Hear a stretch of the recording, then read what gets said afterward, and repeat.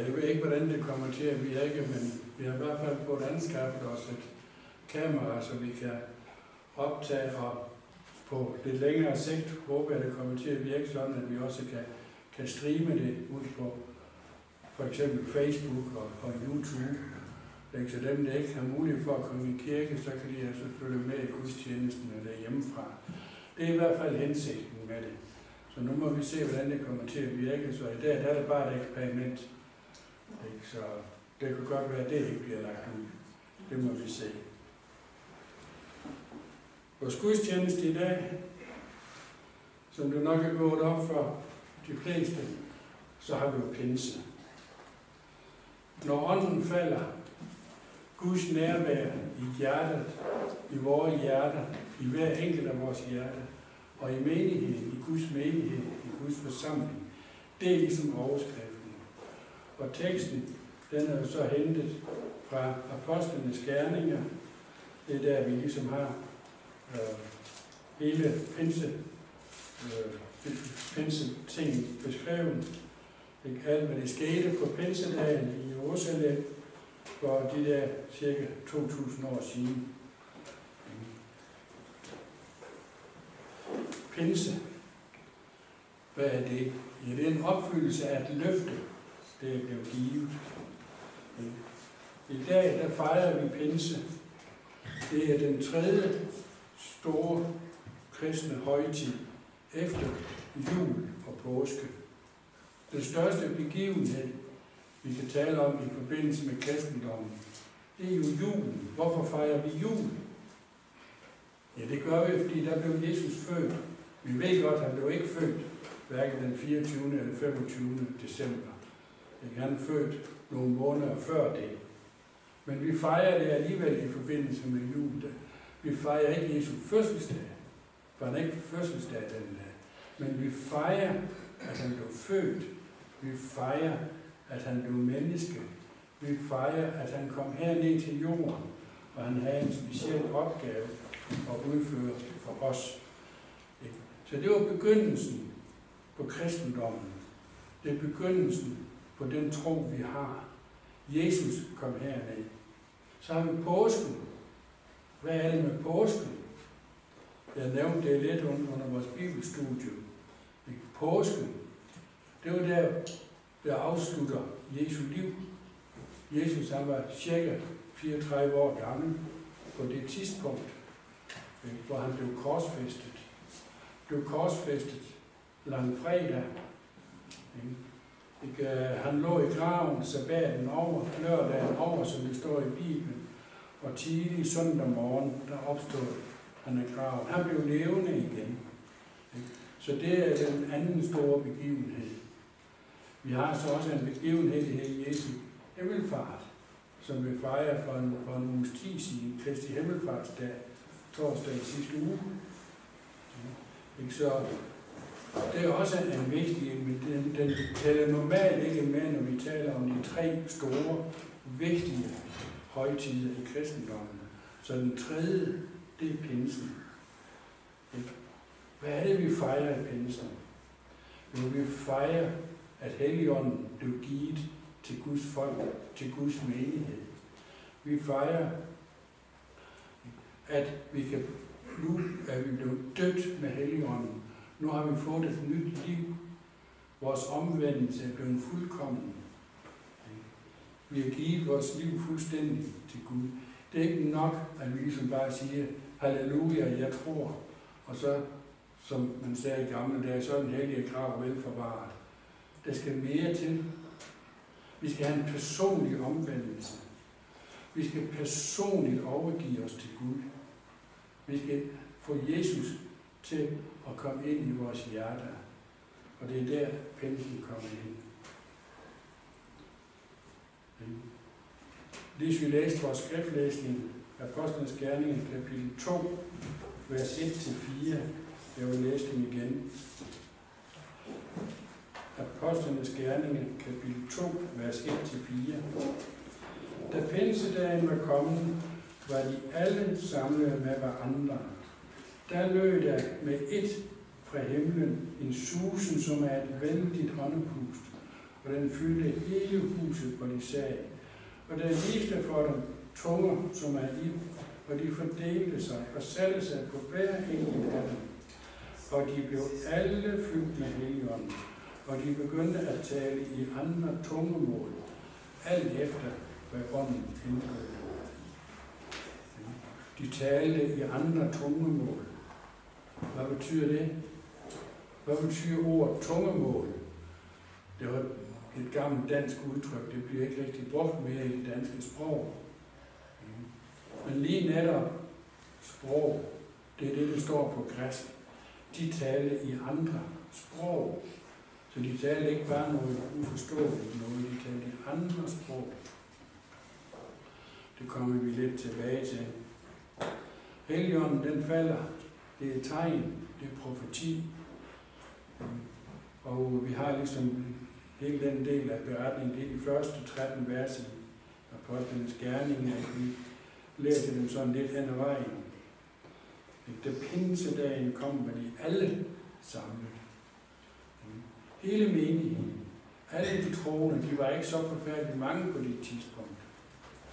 De var 120 mennesker, 120 personer, som var forsamlet, og de var bange. Jesus, han var blevet korsfæstet, og de blev forfulgt. Jøderne, farisæerne, de skriftkloge, røgshærerne, de var efter dem. De ville fængsle dem. De ville gerne have dem udryddet. De ville gerne have den her tro til at stoppe. Derfor var Jesus jo også blevet slået ihjel, fordi de troede, så kunne de stoppe det. Så de holdt sig inden døre af frygt for jøderne, som det står et sted. Vi har i de her første 2 vers, vi læste 1-4, men i de 2 første vers, der har vi ligesom 3 stærke tegn på den ånd, der kommer. 3 stærke tegn. Det står vindens susen. Det var ligesom et vindstød, ikke et vindpust, en susen, der lød. Det er et billede på åndens usynlige, men det er en kraftfuld virke. Jesus sagde, at vinden blæser, hvorhen den vil. Sådan er det med enhver, der er født af ånden. Altså enhver, der har overgivet sig til Jesus. Enhver, der har taget imod Jesus og bliver fyldt med Helligånden. Vinden blæser, hvorhen den vil. Sådan er det med enhver, der er født af ånden. Det står også et tunge, som er ild. Hvad er ild et tegn på? Hvad er ild et symbol på i Bibelen?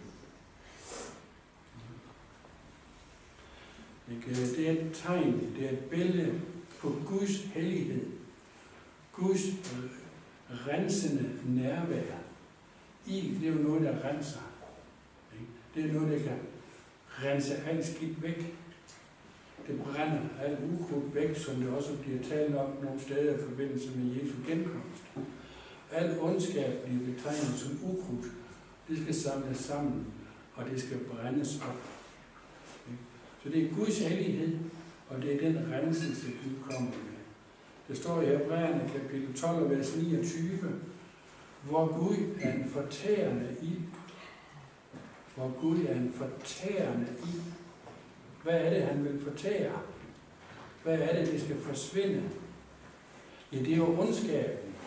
Det er ondskaben, det skal udryddes. Så det kun er det hellige, det gode tilbage. Gud er god, Gud er kærlig, Gud er omsorgsfuld. Men Guds modstander er det modsatte. Han står for ødelæggelse, for ondskab, for løgn, for bedrageri, for al den slags ting. Som jeg nævnte før, de talte i andre tungemål. De talte ikke noget kaotisk. De talte ikke noget uforståeligt.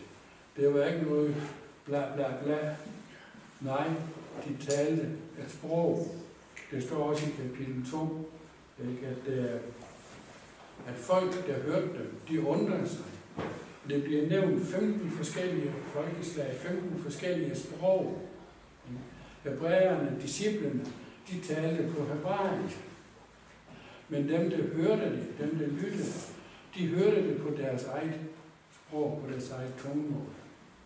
Hebræerne, disciplene, de var ikke uddannede folk. De har ikke gået på universitetet og har lært en hel masse forskellige sprog, og der er slet ikke 15 forskellige sprog. De kunne noget græsk, fordi det blev brugt som et slags internationalt sprog dengang, ligesom engelsk, ligesom de har brugt i dag som noget internationalt sprog. Så blev græsk brugt dengang.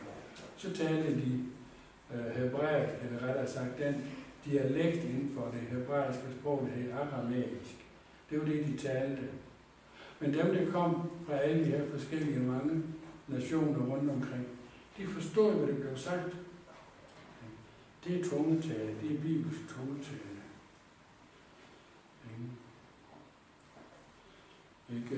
Folk fra hele verden der var forsamlet i Jerusalem i forbindelse med den store jødiske fest, Pinsepesten. Og de hørte dem alle sammen, som jeg nævnte, tale på deres eget sprog. Det med pinsen, med Helligåndens udgivelse, Helligåndens dåb, det er ikke bare en historisk hændelse, det skete for ca. 2000 år siden. Det er faktisk en profetisk opfyldelse. Der er talt om det i profetierne i det gamle testamente. I vores bibelstudium, der talte jeg lidt om med profetierne, og lidt også med, hvor mange profetier der var. Der er over 1800 profetier i Bibelen, som jeg nævnte der. Der er over 8.300 vers i Bibelen, der taler om profetier, der fortæller os om fremtiden. Fremtiden set ud fra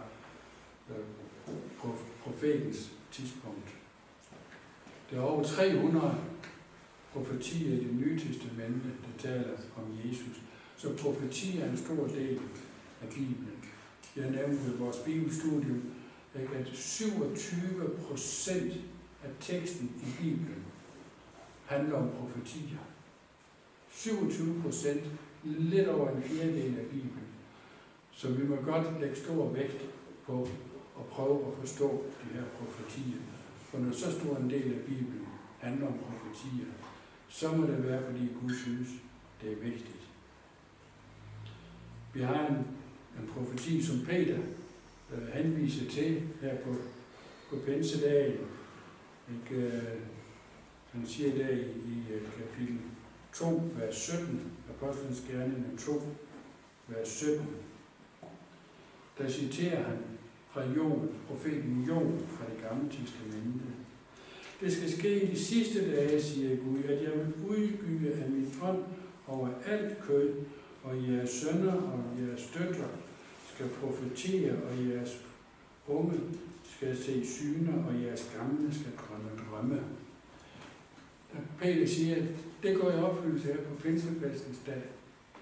Vi har andre steder i Bibelen, der antyder, det er noget, der vil ske igen, kort tid før Jesu genkomst.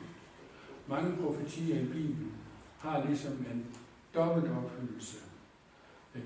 Det kunne være gået i opfyldelse på apostlenes tid, og så vil de gå i opfyldelse igen kort tid før Jesu genkomst.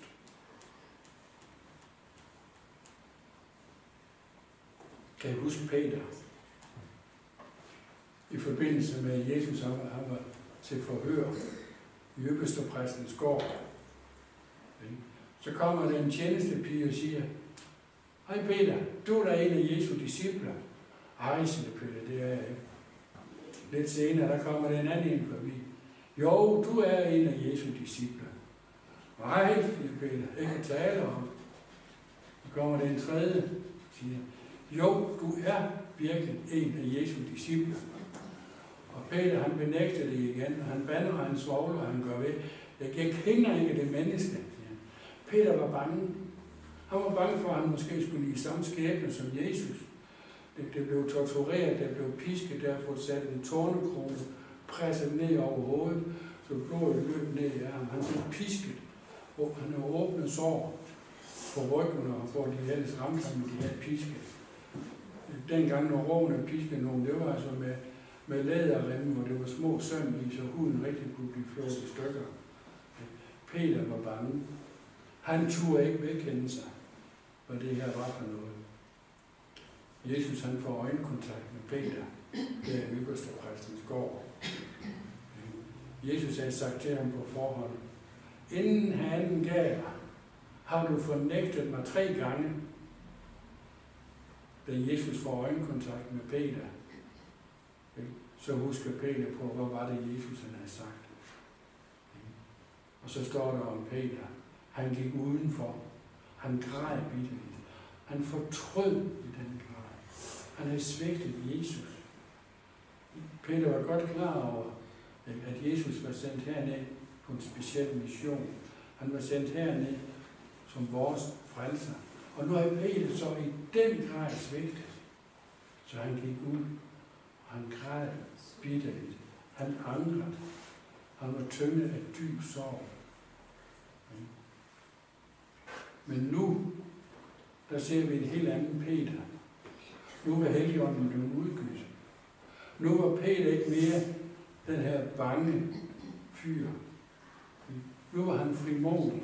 Derfor står han frem her på pinsefestens dag. Så Helligånden kan forvandle vores frygt til frimodighed. Peter var ikke længere bange. Han kunne være et vidne for Jesus. Peter troede virkelig på nu, at Jesus var Guds søn. Jesus var verdens frelser. Peter troede virkelig på, at Jesus han var Messias. Han var Herren. Han var den, der var oprejst fra de døde. Han er den, der blev ophøjet, taget til himlen og ophøjet, og fik plads på Guds trone i Guds tempel i himlen. Det er det, der er kernen i åndens vidnesbyrd. Jesus Kristus, han er korsfæstet. Ja, men han er også opstanden. Helligånden gør os i stand til, at vi kan forstå det, at vi kan fatte det, at vi kan tage imod det i tro.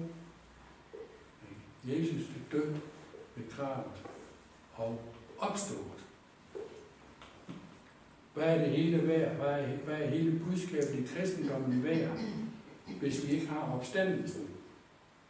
Hvis Jesus ikke var opstået fra graven, så var det hele jo egentlig nytteløst. Så havde Jesus jo ikke fuldført noget som helst. Så havde Jesus ikke været i stand til at kunne bringe frelsen til os.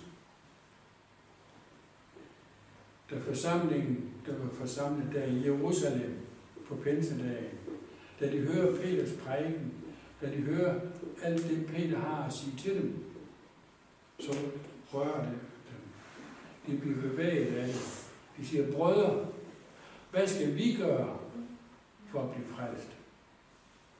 Hvad siger Jesus? Hvad siger Peter til dem? Omvend jer, og lad jer alle døbe i Jesu Kristi navn til jeres synders forladelse. Så skal I få Helligånden som gave. Omvend jer. Helligåndens vej ind i vores hjerter, den går første trin. Vi skal omvende os. Vi skal tage mod Jesus. Vi skal tro på Jesus som det andet. Vi skal lade os døbe. Vi skal begraves i dåbens vande, som det står andre steder i Bibelen. Så skal vi modtage Helligånden. Så skal vi, som Bibelen kalder det, blive født på ny. Vi skal give slip på vores gamle, syndige menneske, på vores gamle natur, vores gamle karakter. Vi skal forvandles til et nyt menneske. Vi skal fyldes med Guds godhed, med Guds karakter, som Paulus skriver et sted. Vi skal få del i guddommelig natur. Så vi skal forvandles fra at være måske knap så gode mennesker, til at være gode mennesker. Vi skal forvandles, så vi gør godt imod andre mennesker. Det er det, kristendommen handler om. Vi skal være Vi skal være forvandlet. Så er det, Bibelen taler om noget, det her Helligåndens frugter og Helligåndens gaver i menigheden. Det kan vi dele i 2 forskellige ting. Vi kan tage det som en ting. Det personlige. Der står det, og det hænger sammen med det, jeg lige sagde. Åndens frugt er kærlighed, glæde, fred, tålmodighed, venlighed, godhed, trofasthed, mildhed, selvbeherskelse. Det er de gaver, vi får fra Helligånden. Det er de gaver, vi skal tage imod i tro. Kan vi så gøre noget ondt mod andre mennesker, og vi lader Guds ånd lede os? Nej, fordi så har vi alle de her ting. Vi har kærlighed til vores medmennesker. Vi har tålmodighed. Vi har venlighed, vi har godhed, vi har trofasthed, mildhed, selvbeherskelse. Vi har alt det. Så kan vi ikke gøre ondt mod andre mennesker. Det er den personlige del af det. Så har vi så også det, vi kan kalde fællesskabets liv. Vi er jo en del af et fællesskab. Det er vi på mange planer. Vi er det i vores familie. Vi er det på vores arbejdsplads med vores arbejdskollegaer. Vi er det der, hvor vi bor. Det kvarter, vi bor i. De mennesker, vi omgås til daglig. Vi er det også i vores menighed.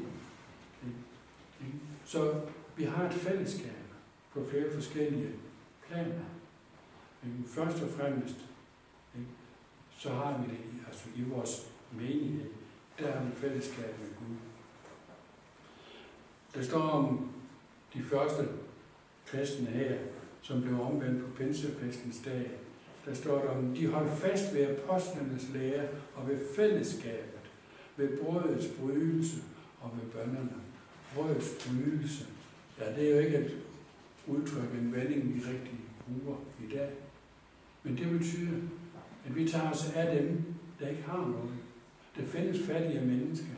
Det gør det også i Danmark, men mange andre steder rundt i verden.